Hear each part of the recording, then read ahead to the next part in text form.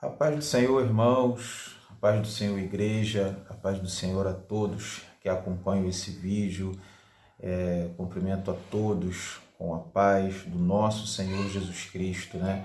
Estamos hoje gravando esse vídeo para responder algumas questões, algumas dúvidas de alguns irmãos a respeito da grande tribulação, um assunto bastante relevante nos dias de hoje, né? Nós temos passado aí por essa dificuldade e muito se fala sobre a volta de Cristo, sobre o arrebatamento, sobre a grande tribulação, sobre se a igreja passa, se a igreja não passa, o que a Bíblia diz, enfim. Então, é em função disso que eu estou gravando esse vídeo.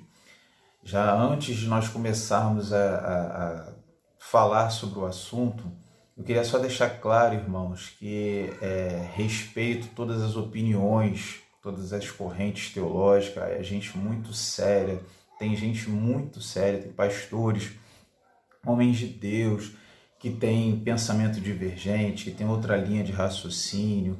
Isso a gente respeita, a gente entende, né? O importante é que nós concordamos no seguinte: Jesus vai voltar, né? Jesus vai voltar. Jesus ele vai arrebatar a sua igreja, os fiéis em Cristo irão para o céu. Isso que não há dúvida, não há questionamento, não há desdobramento, todos concordam, todos os servos do Senhor, toda a igreja do Senhor, ela concorda com essa verdade bíblica. Agora, sobre como vai ser, em que momento vai ser, a gente tem algumas bases teológicas e a gente gostaria de compartilhar com os irmãos, né? Compartilhar com os irmãos aqui o que eu entendo, vou expor a minha opinião também a respeito disso, expor a opinião do que eu entendo, do que a Bíblia fala, para a gente chegar a uma conclusão. Lembrando que a verdade absoluta é Jesus, né? Posso até estar errado, acredito que não, mas não sou o dono da verdade. A Bíblia diz que Jesus é o caminho, a verdade e a vida. Ok? Então nós vamos falar aqui a respeito da tribulação e do arrebatamento da igreja, certo? A gente tem, eu falei no vídeo anterior, que nós temos três correntes básicas teológicas a respeito da tribulação e do arrebatamento. Quais são as correntes teológicas? Existem os pré-tribulacionistas, os mesotribulacionistas e os pós-tribulacionistas. O que é mais comum são os pré-tribulacionistas e os pós-tribulacionistas. Então eu vou aqui discorrer sobre essas linhas, dando as bases bíblicas e dando mais ou menos a origem de como elas surgiram, para a gente ter uma ideia aqui e que os irmãos venham se alimentar e também chegar às suas próprias conclusões, porque eu vou citar aqui textos de todas as correntes teológicas, porque as pessoas puxaram esse entendimento, não foram das suas cabeças, não foram com base bíblica. Porém, a gente tem uma regra básica de interpretação bíblica, é que a gente não pode pegar um texto isolado para fazer uma doutrina. Eu não posso pegar um texto solto e criar ali uma corrente teológica. Tem que tomar cuidado com o contexto, né? Tem uma frase que é clássica, que diz que um texto sem contexto é um pretexto para uma heresia ou para algo que a Bíblia não diz. Então, a gente tem que tomar cuidado com isso. Mas vamos lá. Primeiro que eu queria discorrer é sobre o pré-tribulacionismo. O que é o pré-tribulacionismo? Tribulacionismo. A princípio, a igreja não pensava assim. O pré-tribulacionismo é uma corrente nova entre aspas, né, de pensamento sobre o arrebatamento da igreja. Ela surgiu no século XIX, lá por ano 1800 e alguma coisa. Tem até os textos, mas eu não quero entrar nos méritos aqui, porque senão vai ficar longo, muito longo o vídeo. Algumas pessoas, né, na Europa criaram essa ideia. Margaret MacDonald, tem outros homens ali também que vieram com essa ideia do pré-tribulacionismo. Antes de 1815, 1820, antes desse período, ninguém na igreja pensava assim. Nem os reformadores, nem os pais da igreja, nem os grandes pregadores do Evangelho, a igreja na Idade Média, nem os apóstolos, ninguém tinha essa corrente, ninguém pensava que Jesus viria antes da tribulação. Era um consenso comum que Jesus viria depois, né? Só depois de 1800, aproximadamente século XIX, né? Que a igreja começou a ter essa visão também. O que basicamente ela se prende, ou quais são os fundamentos da sua doutrina? Ela acredita num arrebatamento secreto, ela crê que Jesus virá em duas fases. Primeiro, virá para arrebatar secretamente a igreja, ela vai lá, arrebata as pessoas de forma secreta, leva para o céu, e depois Jesus volta com os santos nas nuvens e ali arrebata novamente os que venceram a grande tribulação. Que após o primeiro arrebatamento, né, a visão pré-tribulacionista defende isso. Após o primeiro arrebatamento, a igreja sobe, os ímpios ficam aqui, aqueles também que não estão muito firmes com o Senhor ficam aqui, e a grande tribulação começa, onde o anticristo se manifesta, onde ali são 7 anos de tribulação na qual nunca houve até então, e a igreja fica triunfando, reinando com Cristo na glória. Ela tem essa visão, ou seja, um arrebatamento em duas fases. Primeiro, uma fase secreta, e depois um arrebatamento global, vamos dizer assim, após o período da tribulação. Segundo os pré-tribulacionistas, esse processo acontece para que Deus venha tratar diretamente com Israel, porque segundo eles, a grande tribulação é um período para que Deus venha tratar com Israel, a nação de Israel, né? O povo de Israel em especial, que negaram o Messias, que não deram crédito a Jesus quando esteve na terra, para que Israel venha se arrepender. O propósito é esse, né? Tem algumas bases aqui que nós podemos pegar para poder alimentar o que diz o pré-tribulacionismo. Por exemplo, um dos textos que eles usam é Romanos 8:1, que diz que nenhuma condenação há aos que estão em Cristo Jesus. Romanos capítulo 8, versículo 1 diz isso, tá vendo? Não tem condenação para quem está em Cristo Jesus.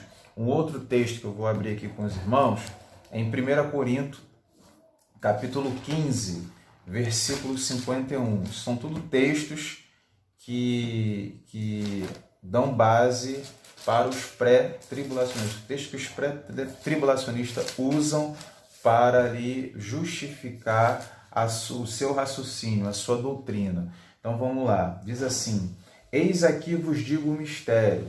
1 Coríntios capítulo 15, versículo 51. Na verdade, nem todos dormiremos, mas todos seremos transformados. É uma outra base que os pré-tribulacionistas usam. Tá vendo? Olha, a gente não vai dormir, né? Nem todos, mas seremos todos arrebatados. É o que diz aqui 1 Coríntios capítulo 15, versículo 51. Vamos lá também em 1 Tessalonicenses.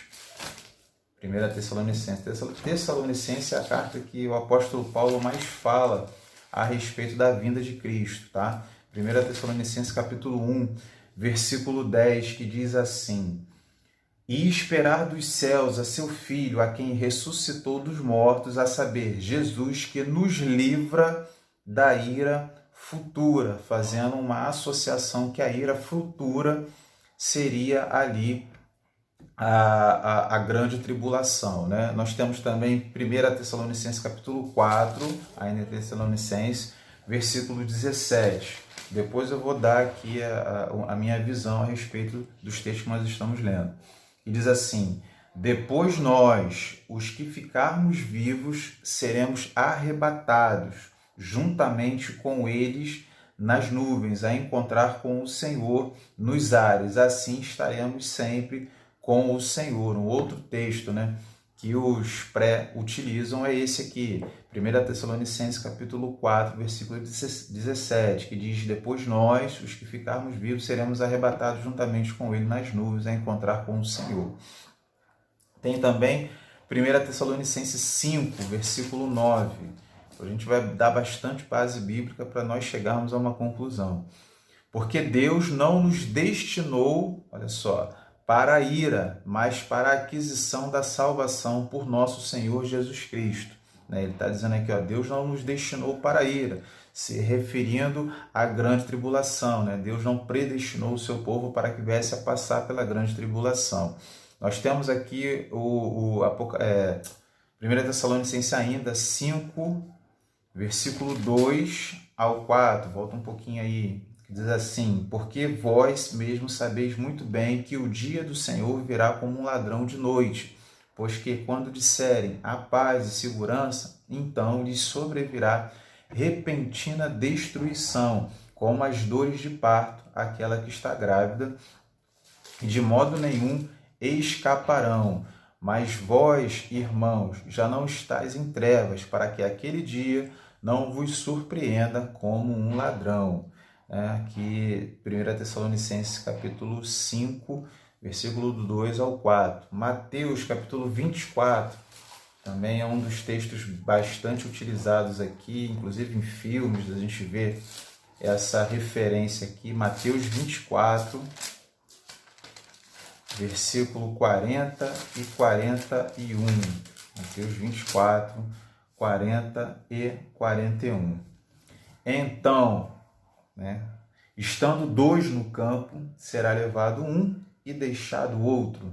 Estando dois moendo no moinho, será levado uma e deixado a outra. Tem também um texto aqui em Zacarias, capítulo 14, versículo 4. Zacarias, um texto no Antigo Testamento, um dos profetas menores. Zacarias, capítulo 14,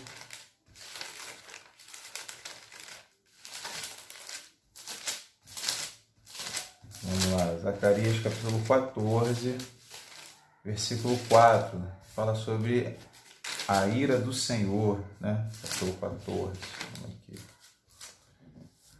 Diz assim: e naquele dia estarão os seus pés sobre o Monte das Oliveiras, que está de fronte de Jerusalém, para o oriente, e o Monte das Oliveiras será fendido pelo meio, para o oriente e para o ocidente, e haverá um vale muito grande, metade do monte se apartará para o norte, e a outra metade dele para o sul. Ou seja,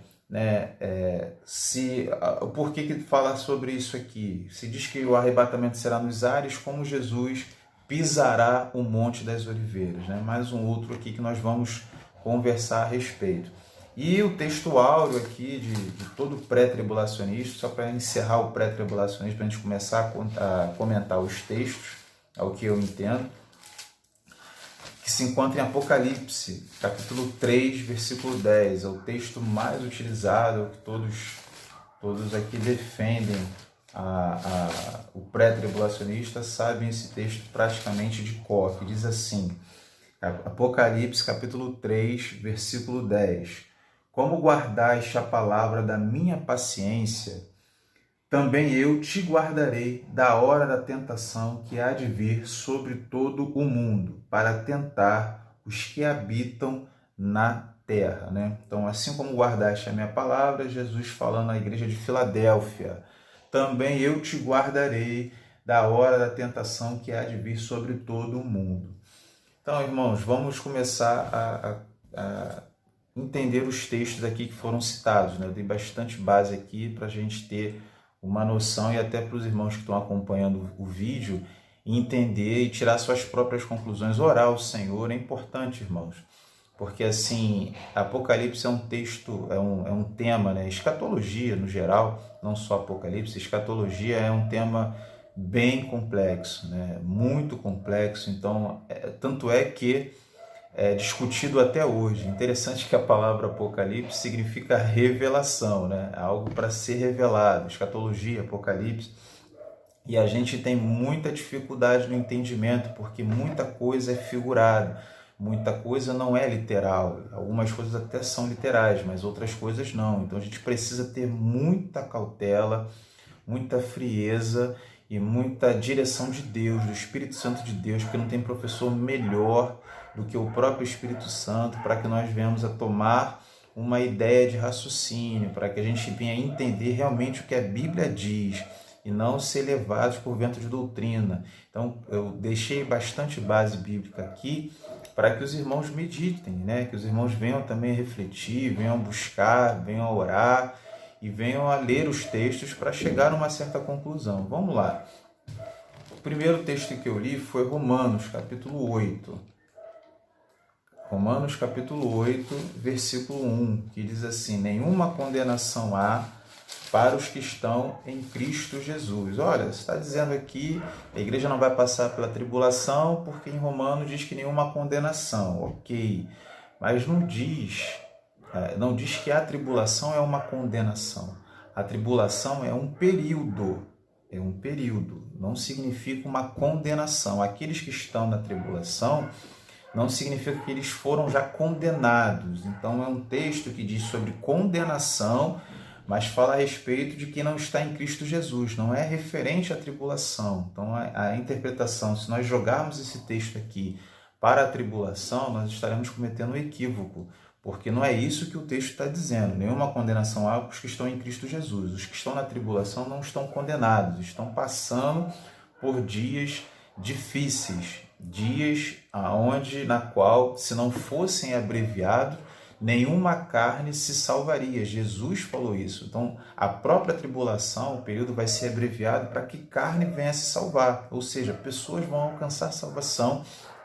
Jesus mesmo falou isso na sua palavra e a gente vê isso lá em Apocalipse também.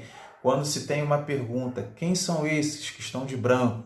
Aí vem uma resposta, esses são os que vieram da grande tribulação, ou seja, haverá salvação na grande tribulação. Então, esse texto aqui, a gente consegue entender que essa condenação está falando de salvação, não está falando de tribulação, ok? Então, vamos seguir aqui, 1 Coríntios, o outro texto que eu dei. Esse vídeo vai ficar longo, mas é importante nós estudarmos sobre isso. 1 Coríntios, capítulo 15, versículo 51, diz assim: eis que vos digo um mistério, na verdade nem todos dormiremos, mas todos seremos transformados. Ok, aqui a Bíblia diz exatamente, o apóstolo Paulo, que escreveu aos Coríntios, também escreveu a Tessalônica. Ele disse que primeiro os mortos ressuscitarão e depois nós, os que estivermos vivos, seremos arrebatados. Ou seja, o texto só está ratificando o que está dizendo Tessalônica, né? O texto lá aos Tessalônicos. O Tessalonicense está dizendo praticamente a mesma coisa. Não está dizendo que a igreja será livre de nenhum período, só está dizendo que a igreja, nem todos dormiremos, nem todos morreremos. Isso é verdade, porque se a trombeta soar, quando a trombeta vier a soar, os que tiveram mortos em Cristo ressuscitarão e depois os que estiverem vivos, ou seja, não dormiram, não morreram, serão arrebatados. Então o texto ele não está sendo em nenhum momento contraditório, ok? Vamos seguir aqui a 1 Tessalonicenses, a gente está falando de Tessalônica, 1 Tessalonicenses, capítulo 1, versículo 10. Foi outro texto que nós demos aqui. E esperar nos céus a seu Filho, a quem ressuscitou dos mortos, a saber, Jesus, que nos livra da ira futura. Como responder aqui se está dizendo que Jesus, esperar Jesus? Vamos ler até o contexto aqui para ficar mais claro. Porque eles mesmos anunciam na qual a entrada que tivemos para convosco e para com os ídolos vos convertessem a Deus, para servir ao Deus vivo e verdadeiro, a esperar dos céus a seu Filho, a quem ressuscitou dos mortos, a saber, Jesus, que nos livra da ira futura. Essa ira aqui está se referindo à condenação, irmãos, à condenação. A ira do Senhor Jesus, aqueles que não foram achados no livro da vida, serão lançados no lago de fogo e serão condenados eternamente diante do Senhor. Aí é o despejo, melhor dizendo, da ira de Deus. O inferno é a demonstração, a condenação do homem é a demonstração da ira do Senhor. Aqui não se refere à tribulação, aqui se refere à separação, à condenação da alma humana ao fogo eterno. Esse texto está se referindo a isso, ok? Vamos lá a 1 Tessalonicenses, capítulo 4, ainda tem em Tessalônica, capítulo 4, versículo 17, que diz assim: depois nós, os que ficarmos vivos, seremos arrebatados juntamente com eles nas nuvens, a encontrar com o Senhor nos ares. Assim estaremos para sempre com o Senhor. Né? Um texto que diz a mesma coisa de 1 Corinto e vem só ratificar o que o apóstolo Paulo escreveu, ou seja, nós seremos arrebatados. Aqui não está mencionando em nenhum momento que vai ser, que vão ter duas etapas, ou seja, nós ficarmos vivos, seremos arrebatados juntamente com o Senhor, ok? Então, ainda em Tessalonicenses, ainda em 1 Tessalonicenses, capítulo 5, versículo 9, que nós lemos, agora vamos fazer um comentário do versículo. Porque Deus não nos destinou para a ira, mas para a aquisição da salvação, por nosso Senhor Jesus Cristo. Sim, é claro, Deus não nos destinou para a ira. A Bíblia diz que o inferno ele não foi criado para o homem. A Bíblia diz claramente que o inferno foi criado para o diabo e para os seus anjos. Ou seja, Deus destinou ao homem o céu, porém, o inferno é consequência da desobediência humana. Então eu não posso me prender a esse versículo, Deus não me destinou para a condenação e não vigiar e acabar sendo condenado por falta de vigilância ou mesmo não guardar aquilo que Deus me deu de mais precioso, que é a salvação. A Bíblia fala lá em Apocalipse: guarda o que tu tens, para que ninguém tome a sua coroa. Eu não quero entrar em predestinação aqui, isso é assunto para um outro vídeo, mas nós temos o entendimento que o homem ele precisa zelar por aquilo que Deus lhe deu, ou seja, a salvação. Se ele não perseverar, ele pode sim deixar de ser salvo. Isso é que Deus destinou ele para a condenação? Não. Deus ele liberou ou ele determinou um livre-arbítrio para o homem, na qual ele tem ali a escolha, a livre escolha do seu caminho. Tanto é que Jesus ele fala: entrai pela porta estreita, porque largo é o caminho que conduz à perdição, mas estreito é o caminho que conduz à vida eterna. Então Jesus ali ele dá um conselho: olha, entra pela porta estreita. Então, se ele falou dessa forma, é que há a possibilidade de nós optarmos pela porta larga. Então, o homem ele tem essa participação, ok? Então, aqui ele está falando isso. Olha, Deus não nos destinou, perfeito. A vontade de Deus é que todos se salvem e cheguem ao pleno conhecimento da verdade. A vontade de Deus é essa. Só porque a vontade de Deus, o homem ele precisa querer. O homem ele precisa manifestar a sua vontade de querer estar, de aceitar, de assumir para si essa salvação, né? Ok? Então vamos aqui, eu li 1 Tessalonicenses capítulo 5, versículo 9. Então ainda em 1 Tessalonicenses capítulo 5, versículo 2 ao 4, que diz assim: porque vós mesmos sabeis muito bem que o dia do Senhor virá como um ladrão de noite, pelo que disserem, a paz e segurança, então lhe sobrevirá repentina destruição, como as dores de parto, aquela que está grávida, de modo nenhum escaparão. Mas vós, irmãos, já não estáis em trevas, para que aquele dia não vos surpreenda como um ladrão. Então, mais uma das crenças do pré-tribulacionismo é que haverá um arrebatamento secreto. Olha, Jesus falou que aquele dia virá como um ladrão de noite. Jesus ele se refere a essa palavra como algo surpreendente, uma surpresa, é algo que você não espera. Não significa que é algo secreto. Ele faz a comparação a um ladrão porque ninguém espera ser assaltado. De repente um ladrão vem e surpreende. Então o que Jesus queria dizer era a respeito disso, da surpresa, não de algo secreto. Em nenhum momento diz que ele desapercebido e foram arrebatados. Não é isso. Diz que virá no momento em que não espera. Jesus ele fala isso, ó: vigiai, porque virei contra ti no momento em que não espera. Então, não é que é um momento secreto em que você não estará vendo. Não é isso que a Bíblia está dizendo. E Mateus 24, 40 a 41 diz assim, né? E, portanto, estará dois no campo, um será levado e o outro será deixado. Estarão dois moendo no moinho, um será levado e o outro será deixado. Está vendo a prova aí? Deus vai levar um e vai deixar o outro secretamente. Não. Aqui está se referindo à salvação. Um será salvo e o outro não. Um será arrebatado e o outro não.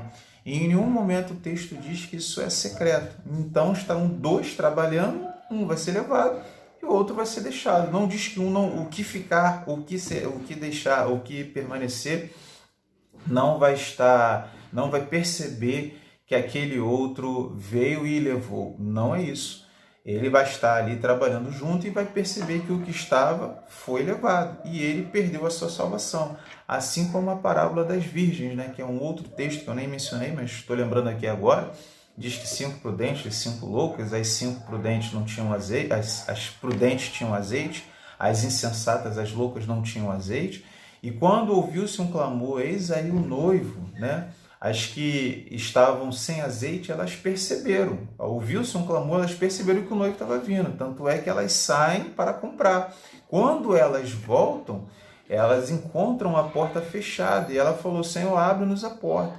Você vê que o texto não diz que elas não viram.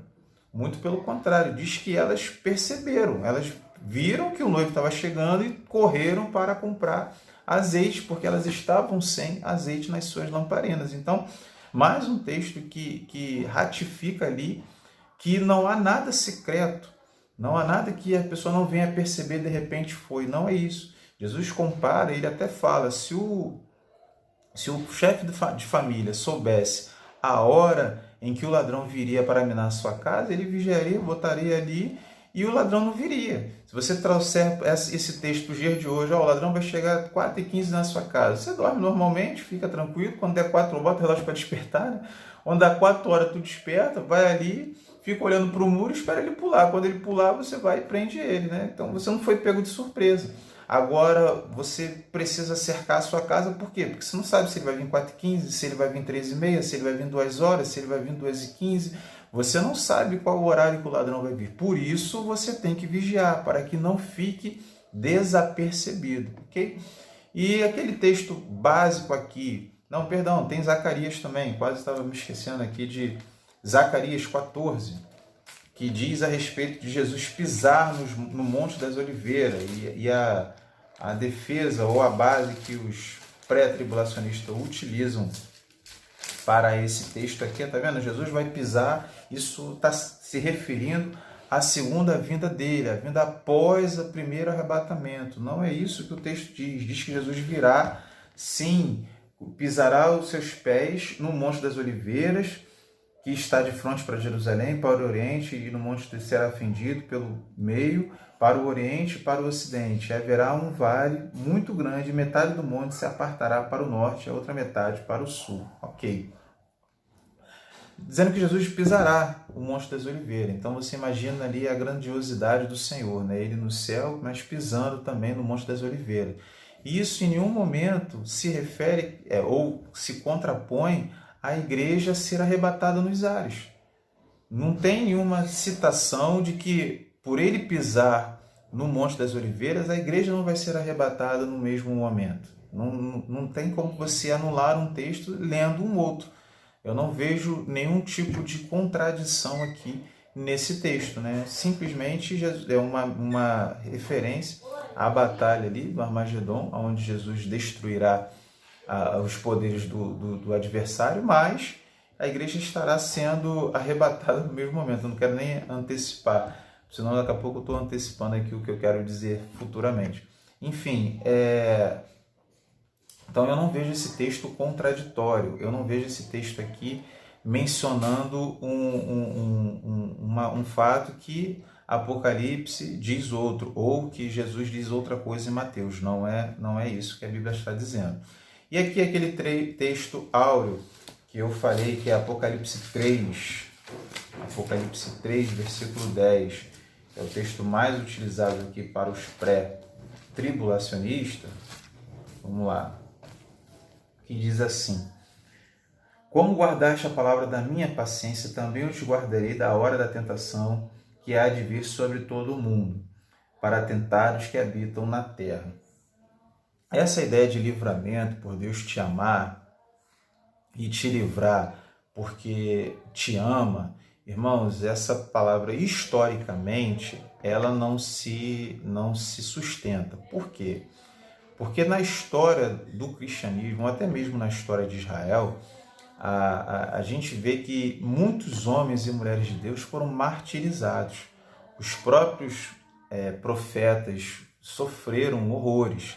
Os apóstolos, né? O apóstolo Paulo foi decapitado. Teve o apóstolo Tiago, se não me falha a memória agora, foi cortado, foi fio da espada. Teve um outro que foi cortado ao meio. Pedro, segundo a tradição, foi crucificado de cabeça para baixo.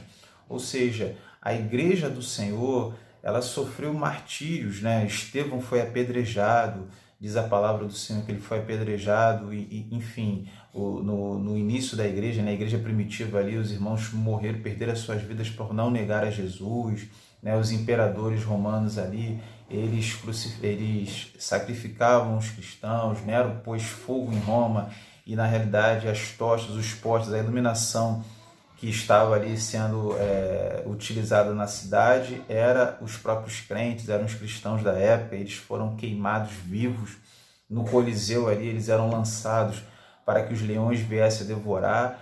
Então Jesus não livrou a sua igreja de passar por isso, né? Os homens ali eram fiéis, tão fiéis que foram até a morte, não negaram ao Senhor e perderam suas vidas.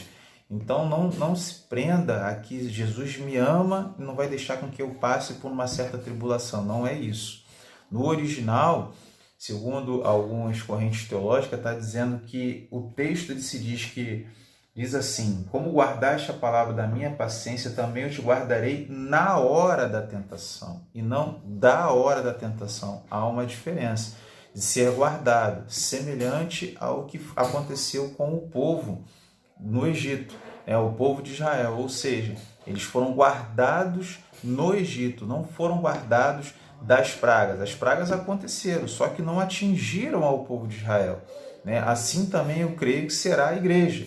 Ela estará no meio da tribulação, porém a tribulação não alcançará a igreja, porque Deus vai guardar o seu povo, não vai livrá-lo de passar por aquilo, mas guardá-los de que eles venham sofrer o dano. Assim nós vemos também lá na Babilônia, com Sadraque, Mesaque e Abednego. Eles não foram livres da fornalha, eles foram livres na fornalha. Ali na fornalha, o Senhor não permitiu que eles fossem queimados, né? Não viessem a perder as suas vidas. Daniel, a mesma coisa. Ele entrou na cova, ele não foi livre da cova. Ele entrou na cova, mas Deus ele é poderoso para fechar a boca do leão. E assim aconteceu. E o leão não fez dano algum a Daniel. Ou seja, então, irmãos, muitos homens e mulheres de Deus pagaram com as suas vidas o preço de ser fiel a Deus e até hoje pagam com a sua vida o preço de serem fiéis. Então, até hoje, os irmãos, muitos no mundo aí sofrem, morrem, mas não negam a Jesus. E Deus permite que isso aconteça, né? Deus não é injusto, até porque a nossa vida, o crente, o servo do Senhor, assim como o apóstolo Paulo falou, o morrer é Cristo e o morrer é lucro, né? Sabendo que morrer com Jesus, nós vamos estar no céu de glória. O crente ele precisa ter essa certeza que o mais precioso que ele tem é o céu, não é essa vida aqui. A nossa vida é como um sopro. A gente está hoje aqui, mas não podemos ter certeza de que amanhã estaremos, né?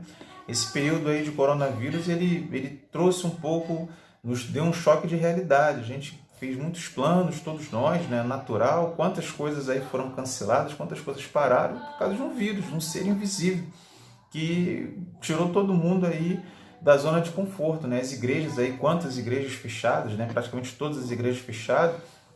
Os eventos que estavam para acontecer, nós estamos caminhando aí para o meio do mês de abril e as coisas pararam. E Deus falando, olha, quem está no controle sou eu, né? E a gente entende isso, né? E o que é mais precioso para nós é a nossa vida com Cristo, não a nossa vida aqui, porque a nossa vida aqui é breve, é breve. Ok, irmãos? Então, assim, para a gente concluir, o pré-tribulacionismo, ele usa essas bases, né, que eu utilizei, pode ter até uma outra aqui que eu não possa ter mencionado, mas ele tem essa visão. do arrebatamento secreto, de Jesus vindo em duas fases. Primeiro vem para arrebatar a igreja secretamente, depois ele vem para levar todo mundo com ele, aqueles que se arrependeram, a Israel. Ele faz distinção entre Israel e igreja, enfim. Essa é a base do pré-tribulacionismo, ok? Os mesos-tribulacionistas, né, aqueles que pensam... Agora tem um outro grupo, melhor dizendo. Encerrei o pré-tribulacionismo, desculpa a falta de organização. Agora nós vamos para o meso-tribulacionismo. Esses, ou mid, né, chamam de meso, chamam de mid, é a mesma coisa. Eles entendem que Jesus ele virá no meio da tribulação, por isso meso, por isso mid. Ele arrebatará a igreja no meio da tribulação. A gente tem a base que eles utilizam lá em 2 Tessalonicenses.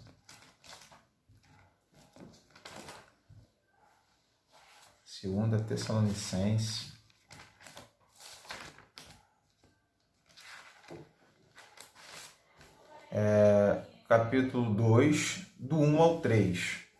Diz assim: ora, irmãos, rogamos pela vinda do nosso Senhor Jesus Cristo e pela nossa reunião com Ele, que não vos movais facilmente do vosso entendimento, nem vos perturbeis, quer por espírito, quer por palavra, quer por epístola, como de nós, como se o dia do Senhor, o dia de Cristo, melhor dizendo, estivesse já perto.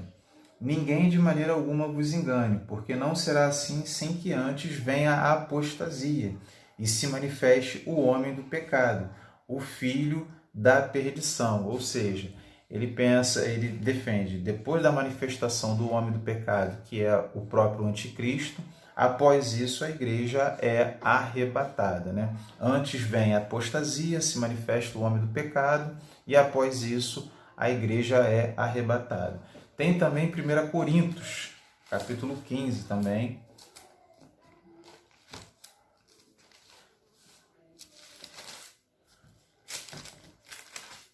Capítulo 15, verso 52. 1 Coríntios, capítulo 15, verso 52. Aqui diz assim a palavra do Senhor: num momento, num abrir e fechar de olhos, ante a última trombeta, porque a trombeta soará e os mortos ressuscitarão incorruptíveis, e nós seremos arrebatados, né? Seremos transformados. Ou seja, ele diz aqui a última trombeta, as trombetas que estão lá de Apocalipse. A gente vê que o Apocalipse a gente tem 7 trombetas, né? E depois da última trombeta, a trombeta soará e nós seremos arrebatados. Ele está dizendo que a tribulação continua e a igreja ela é arrebatada, ela é levada aos céus. Então essa é o posicionamento. Não tem muita mais base, porque o meso ele se confunde um pouco com pré, e em algumas situações ele se confunde um pouco com pós. Então ele não tem muita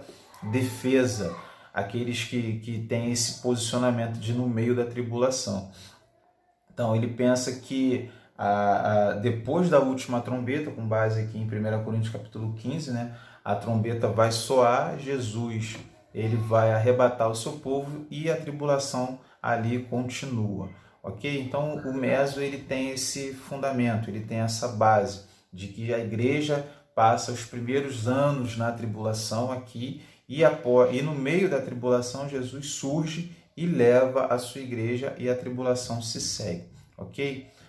Agora nós vamos para o pós-tribulacionismo, né? O pós-tribulacionismo, que defende o seguinte, que era a grande maioria da igreja até então, como eu falei, se o pré ele começou basicamente no século XIX, antes disso todo mundo pensava como os pós-tribulacionista, né? Toda a cristandade ela tinha esse raciocínio, esse pensamento. Qual pensamento? O arrebatamento da igreja e a segunda vinda de Cristo é um único evento, é uma coisa só, não há distinção. Jesus não vem, arrebata, depois a tribulação começa. Não é isso. O pós-tribulacionismo ele defende que o arrebatamento e a vinda de Cristo é uma coisa só, é um evento único, né? Não tem a possibilidade de uma segunda chance. A gente até brinca, fala, não vou na primeira, eu vou na segunda. Não tem esse pensamento, é uma coisa só. Aqueles que estão fiéis com as suas vestiduras lavadas no sangue do Cordeiro sobem. O arrebatamento começa e era uma coisa só, entendeu? E Jesus volta e leva a sua igreja. Ponto. Essa é a visão. Vamos ver aqui Mateus 24. Quais são as bases bíblicas para defender esse raciocínio? Mateus 24, 29 ao 30. Que fala sobre a vinda do Filho do Homem. Mateus 29 fala a respeito da vinda do Filho do Homem. Diz assim: e logo depois da aflição, olha só o texto, raciocina comigo. E logo depois da aflição daqueles dias, que dias? Tribulação. O sol se escurecerá e a lua não dará sua luz, e as estrelas cairão do céu, e as potências dos céus serão abaladas. Então aparecerá no céu o sinal do Filho do Homem, e todas as tribos da terra se lamentarão, e verão o Filho do Homem vindo sobre ele as nuvens do céu, com poder e grande glória. Entendeu? Então ele diz aqui claramente, logo depois, Mateus 24, versículo 29 e 30, diz isso, logo depois da aflição daqueles dias, o sol se escurecerá, a lua não dará sua luz, e então verão no céu o sinal do Filho do Homem. Né? Muito claro aqui. Vamos lá em Marcos, capítulo 13. Marcos, capítulo 13, versículo 24 e 26. E diz de 24 a 26. Vamos aqui. Marcos, capítulo 13, versículo 24 ao 26, olha só, o subtítulo diz, sermão profético continua, a vinda do Filho do Homem. Jesus falando sobre a sua vinda, as palavras de Jesus. Ora, naqueles dias, depois daquela aflição, basicamente o mesmo texto, o sol se escurecerá e a lua não dará a sua luz, e as estrelas cairão do céu, e as forças que estão nos céus serão abaladas. E então verão vir o Filho do Homem nas nuvens, com grande poder e glória. Está vendo aqui? Marcos capítulo 13, versículo 24 a 26. Está falando a mesma coisa, logo depois das aflições. Se você refletir, e acredito que faça isso, né, meditar na palavra do Senhor, os versículos anteriores ao texto que eu acabei de ler, tanto em Marcos quanto em Mateus, ele está falando a respeito da grande tribulação. E Jesus está dando uma narrativa, e ele fala logo depois desses dias. Que dias? Os dias que ele mesmo já falou a respeito da tribulação. Os dias que ele já mencionou aqui, logo depois desses dias de tribulação, então verão o Filho do Homem vindo no céu nas nuvens. Né? E Lucas fala também, vamos lá, Lucas capítulo 21.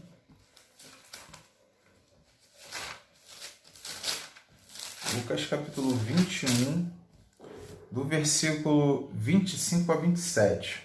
Lucas capítulo 21, do versículo 25 a 27. Olha só. E haverá sinais no sol e na lua e nas estrelas e na terra, angústia das nações em perplexidade pelo bramido do mar e das ondas, homens desmaiando de terror na expectação das coisas que sobrevirão ao mundo, porquanto os poderes do céu serão abalados. E então verão vir o Filho do Homem numa nuvem, com poder e grande glória. Novamente, o texto ele vai corroborar, né, vamos dizer assim, o texto vai ser harmônico, a ideia de que logo depois a aflição daqueles dias, então verão o Filho do Homem vindo sobre as nuvens. Né? Então, assim, a ideia de ser secreto, ela não se sustenta muito com esses textos bíblicos, porque diz que as nações olharão e lamentarão. Todo olho vai ver. A Bíblia diz lá em Mateus que assim como um relâmpago se mostra do Oriente e vai até o Ocidente, assim será também a volta do Filho do Homem. Ou seja, quando um relâmpago está no céu, todo mundo vê, aonde quer que você esteja. Né? Se tiver alcance ali, você vai ver. Não é algo secreto. E a Bíblia diz também aqui em Tessalônica, vamos lá em Tessalônica aqui, 2 Tessalonicenses,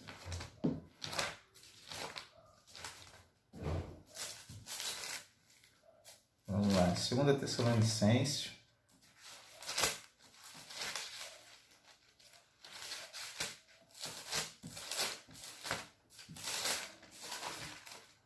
Ok. 2 Tessalonicenses capítulo 2, versículo 3. Que diz assim, eu já até li esse texto aqui, mas vamos novamente. Ninguém de maneira vos engane, porque não será assim sem que antes venha a apostasia e se manifeste o homem do pecado, o filho da perdição. Ou seja, Jesus, ele não vai vir sem que antes se manifeste a apostasia, o que apostasia nós já estamos vivendo, né? A apostasia nada mais é do que abandono da fé, deixar a fé genuína, a fé verdadeira, e se manifeste o homem do pecado, ou seja, o anticristo. Ele precisa se manifestar para que Jesus venha buscar a sua igreja. Sem que isso aconteça, não vem Jesus Cristo, né? A Bíblia está dizendo, ninguém de maneira nenhuma vos engane, porque não será assim, sem que antes venha a apostasia e se manifeste o homem do pecado, o filho da perdição. Até o 4 diz assim, que se opõe e se levanta contra tudo que se chama Deus, ou se adora, de sorte que sentará como Deus no templo de Deus, querendo parecer Deus, né? Então, o apóstolo Paulo aqui escrevendo aos Tessalonicenses está deixando muito claro a ordem dos acontecimentos, a apostasia, e após a apostasia, o anticristo, e após o anticristo, a vinda do nosso Senhor Jesus Cristo. Ok? Então, aqui mais um texto que nós temos aqui em 2 Pedro. Então, vamos em Tessalonicenses novamente. Em Tessalonicenses, perdão. 1 Tessalonicenses, capítulo 4. Daqui a pouco a gente vai para Pedro. A gente vai ficar saltando aqui na Bíblia. O vídeo já está longo para nós chegarmos à nossa conclusão.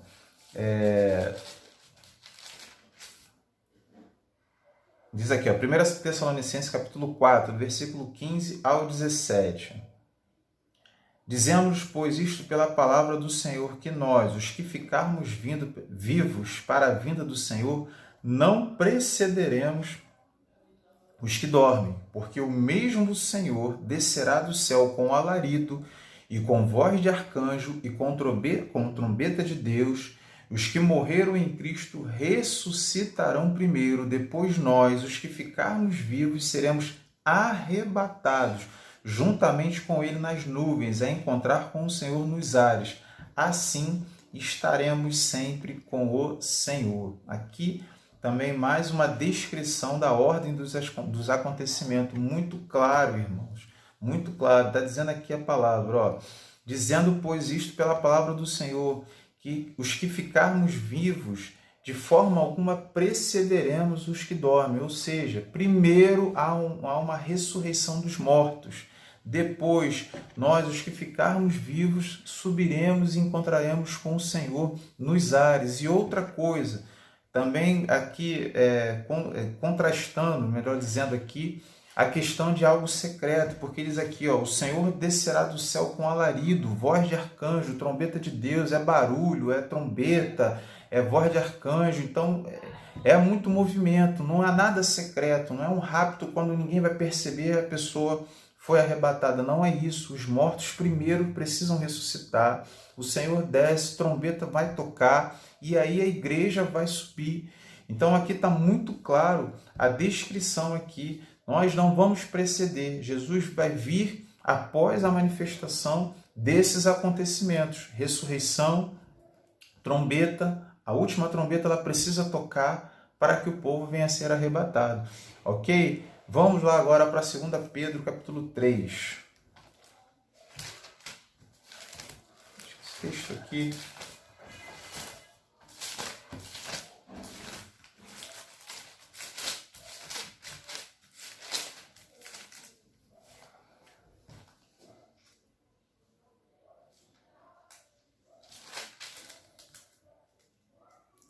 Aqui, 2 Pedro, capítulo 3, versículo 10. Mas o dia do Senhor virá como ladrão de noite, no qual os céus passarão com grande estrondo e os elementos ardendo se desfarão, e a terra e as obras que nela há se queimarão. Ou seja, mais uma vez uma referência que o dia do Senhor virá como um ladrão de noite. Ou seja, não será de forma repentina, surpresa, mas de forma repentina, no momento em que não se espera. Não é algo que a gente não vai perceber, vai ser algo que a gente não vai esperar. Por isso a Bíblia fala, vigiai, vigiai, ok? Vamos aqui para Apocalipse 13. Apocalipse 13, 7. Nós já estamos concluindo aqui o nosso vídeo. A ideia realmente era dar muita base bíblica. Olha só o que diz aqui, Apocalipse 13, versículo 7. E foi permitido fazer guerra aos santos e vencê-los, e deu-lhes poder sobre toda a tribo, língua e nação. Qual é o contexto de Apocalipse 13? O título diz que é a besta que subiu do mar. A besta que subiu do mar em Apocalipse 13 faz referência ao anticristo. E o anticristo ele terá poder sobre a terra. Né? E um dos poderes que ele vai ter é que foi permitido ele fazer guerra aos santos e vencê-los. E deu-lhe poder sobre toda a tribo, língua e nação. Ora, aqui nós vamos combater o pré-tribulacionismo, que diz que a igreja não vai passar pela tribulação. Se a igreja não vai passar pela tribulação, quem é que vai ser confrontado aqui em Apocalipse 13, versículo 7? Vai fazer guerra com quem são esses santos aqui? Que santos são esses? A Bíblia associa os santos aos servos do Senhor. Se a igreja não vai estar aqui, quais seriam esses santos? Entendeu? Então fica uma pergunta para os pré-tribulacionistas, né? Ou pré-tribulacionistas. Que resposta é essa? Que santos são esses? Então é mais uma clara demonstração de que a igreja passará sim. Inclusive o anticristo ele vai perseguir a igreja e vai matar muitos dos irmãos, porque, como está dizendo aqui, foi permitido fazer guerra aos santos e vai vencer. Esse vencer é realmente matar muitos irmãos. Muitos irmãos, quando estiverem na grande tribulação, perderão as suas vidas. Mas não podem desanimar, porque a nossa verdadeira vida está com Cristo Jesus, não essa vida carnal. Jesus ele mesmo alertou, não temeis aqueles que podem apenas tocar no corpo, mas não podem fazer nada com a alma. Temei antes aquele que pode fazer tanto o corpo quanto a alma serem lançadas no inferno, ok? Então, aqui é mais um texto. Inclusive, uma das bases pré-tribulacionistas, elas falam que Apocalipse, ele, após o capítulo 3, que é a carta às igrejas, ele não menciona mais a igreja. Fala assim, olha, tá vendo? A partir do capítulo 4 de Apocalipse só fala dos juízos de Deus, não menciona mais ali a igreja do Senhor. Isso é a prova que a igreja não estará mais aqui. Se nós pensarmos assim, nós estaremos dizendo que Apocalipse é uma ordem cronológica. E não, aí nós estaremos cometendo um equívoco, porque não está numa ordem cronológica. Um exemplo tem vários textos em Apocalipse que já se aconteceram, ou já aconteceram, melhor dizendo, desculpa aí a expressão, já aconteceram. Então não é numa ordem cronológica, a Bíblia não está nessa ordem cronológica, nunca foi nessa ordem cronológica, ok? Vamos aqui, para nós encerrarmos, 1 Coríntios, capítulo 15, 52. A gente encerrar aqui, eu já estou fazendo uma defesa aqui, os irmãos já devem estar percebendo qual é a minha visão escatológica, o que eu entendo. Vamos lá. E diz assim, no momento, num abrir e fechar de olhos, ante a última trombeta, porque a trombeta soará e os mortos ressuscitarão incorruptíveis e nós seremos transformados. Quer dizer, nós já até falamos isso aqui, né? A trombeta vai soar num momento, num abrir e fechar de olhos, ou seja, rápido, mas não surpreso, não secreto, melhor dizendo. E a trombeta vai soar, os mortos vão ressuscitar e nós seremos transformados. Irmãos, são as bases que eu busquei, passei para os irmãos. A minha visão eu já fui pré-tribulacionismo no início da minha caminhada, né? Até porque praticamente toda a igreja brasileira ela defende o pré-tribulacionismo. ela defende que a igreja vai ser arrebatada secretamente, existem filmes falando a respeito disso, a novela falou a respeito disso, outros seriados falam que a igreja vai sumir, músicas falando a respeito disso. Então, há até um certo consenso entre a igreja brasileira sobre isso, que é esse pré-tribulacionismo, que a igreja não vai passar essa tribulação. Eu também pensava assim, mas de uns tempos para cá, estudando a palavra, ouvindo algumas palavras a respeito disso, algumas exposições sobre isso, eu comecei a inclinar mais para o pós-tribulacionismo, porque eu entendo que é a doutrina mais bíblica, né? A narração feita pelo próprio Senhor Jesus deixa isso muito claro, né? Jesus ali em Mateus, em Marcos, nós lemos ali, os irmãos podem até meditar com calma nas suas casas, quando verem esse vídeo. Lucas, ele narra uma sequência de acontecimentos. Então, assim, Jesus, você vê que o texto ele é longo ali, Jesus ele dá muitos detalhes sobre as coisas que estavam para acontecer, as coisas que aconteceriam antes da sua vinda. Então eu comecei a me inclinar mais para o pós-tribulacionismo. Voltando aqui, né, a gente entende, eu entendo isso, né, eu entendo orando a Deus, buscando a Deus, e tenho essa visão hoje, que eu entendo ser a mais bíblica, mas o que é consenso, como eu falei no início do nosso vídeo, é que Jesus virá, irmão, Jesus virá. Nós precisamos guardar o que nós temos para que ninguém venha tomar a nossa coroa. Jesus disse para nós vigiarmos, porque nós não sabemos o dia e nem a hora. Porque Jesus ele pode vir para você hoje. Jesus pode vir hoje para você. Você que está assistindo esse vídeo, até mesmo para mim. Jesus ele pode vir, eu posso sofrer um infarto, posso ir na rua ser atropelado, enfim.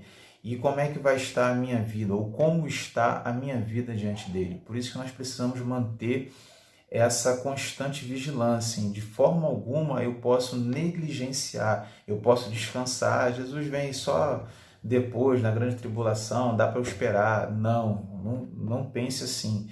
Guarde o que tu tens, guarde o que tu tens. Portanto, que os irmãos, esse vídeo já está chegando próximo de 1 hora, né? Eu já estou encerrando por aqui. Eu já deixei meu posicionamento, deixei todas as bases aqui do pré, do meso, do pós, os irmãos venham a refletir e chegar às suas próprias conclusões, tá certo? Eu respeito a todos que pensem de forma diferente da minha, volto a dizer, não sou o dono da verdade, mas entendo assim, posso também estar errado, porém, eu vejo muito fundamento bíblico para o que eu estou aqui afirmando, ok? E eu sei que tem muita gente comprometida com Deus, pensando diferente, homens sinceros ali, firmes, dedicados na palavra, que interpretam de uma outra forma. Amém. A consenso é que nós somos irmãos, nós estamos esperando o consenso, melhor dizendo, o consenso é que nós somos irmãos, nós estamos esperando a vinda de Cristo e que Ele virá, Ele não tardará, ok? Fique com Deus, fiquem na paz e que Deus nos abençoe.